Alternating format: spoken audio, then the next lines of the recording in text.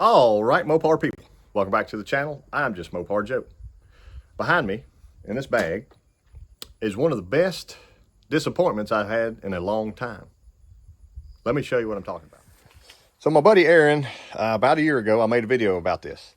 I got this block and another block and kind of a truckload full of Mopar parts for $600. And I drove to his place about 4.5 hours away or so. Picked the stuff up, drove home, called it a day. Put these in the back corner. So this is a 440, 77 model. Let me bring you around here. There we go. So that is 520 of 77. 400, 6, and then 630. So being the 630, that's the important part.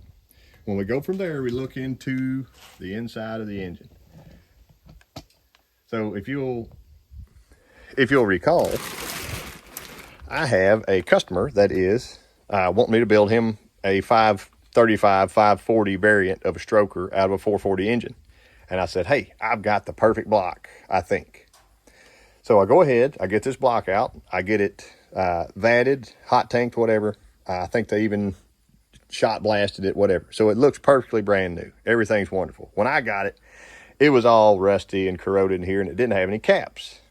Let me show you the caps that he wants to use for this. So I got the first 4 laid in place. These are an SDC billet main cap. So the goal with this was, I was bringing the block to get a line bored. So they were going to do that. You know, they take most of the material off the cap itself. Gentleman, super helpful guy in Russellville, Arkansas. He explained to me, you know, the process is simple. He goes through, he touches off, he takes 1/2 thousandth out. So he's only wanting to take 1/2 thousandth out of here so that the bearing's not funny, the actual cam tunnel and the crank won't be too close together because we had planned to run a gear drive on this also, and everything would be happy. So he would start with his with the align bore and then finish line honing, and everything would be wonderful. This block is something special. That's what I was trying to get to a minute ago. And let me show you just real quickly what 440 Source says about it.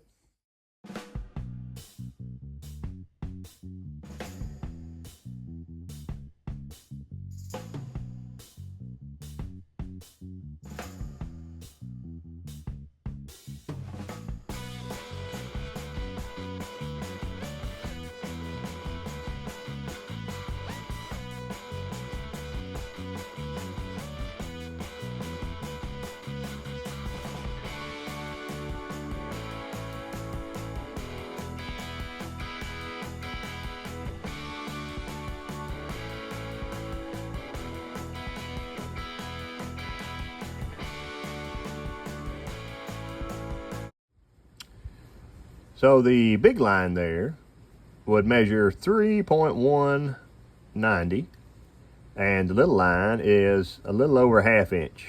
So I think that's 0.520 or so. I'll put the picture up. But that's more meat in this block,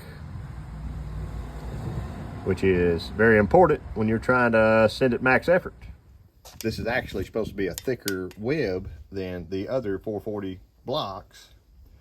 And it says just because it's got the numbers, the casting numbers on the side, you won't know until you measure it. So it's kind of like the Elucid 230 block of the 400 variety. But I found one, I got one. It just, maybe that's why the guy saved it. But I got to talking with the machinist and we found a few issues. If you'll recall, this is going to be like a pretty max effort deal, over 700 horse at least. So that's the goal. We want to start with a block that is truly good and nice. Okay.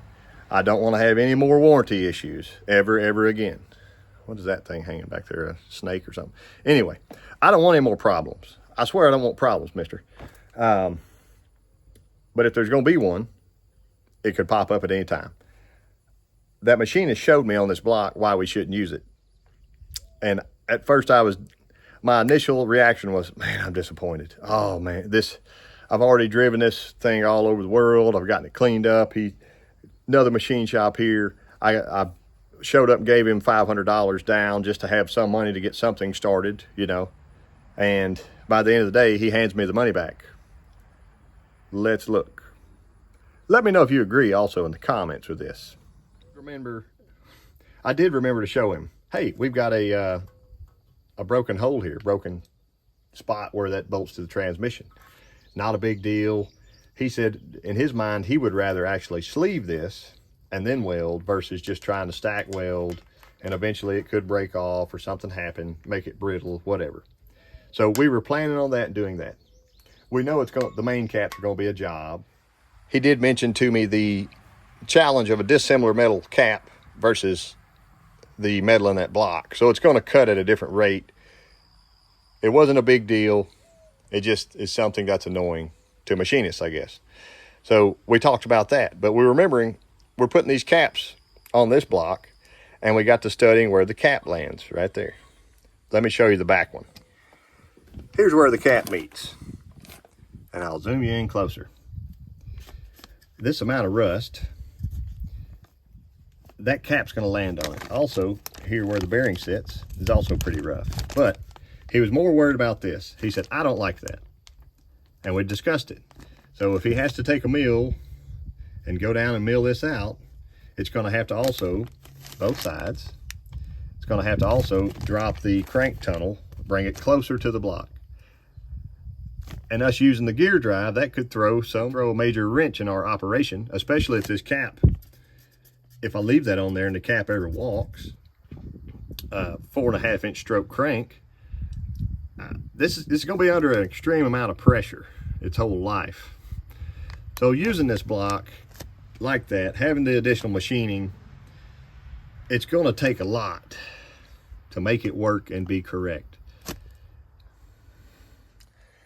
And that doesn't mean I want to throw the block away or anything like that. He said, you know, if you wanted to buy different caps, bring them, have them do that. If it's a more stock style build, it would probably be totally fine. Another cherry on top that I had no idea about in this block until it was fully cleaned up and I'm sitting there and we're examining it together. It's lost a rod or something at some point. Look at this.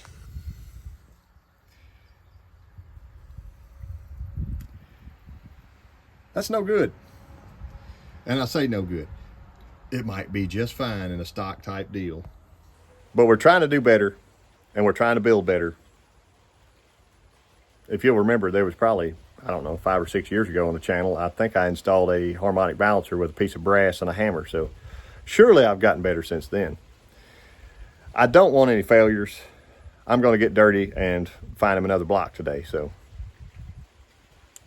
I appreciate y'all watching. Follow along with the builds. And always commenting. Like, share, and subscribe.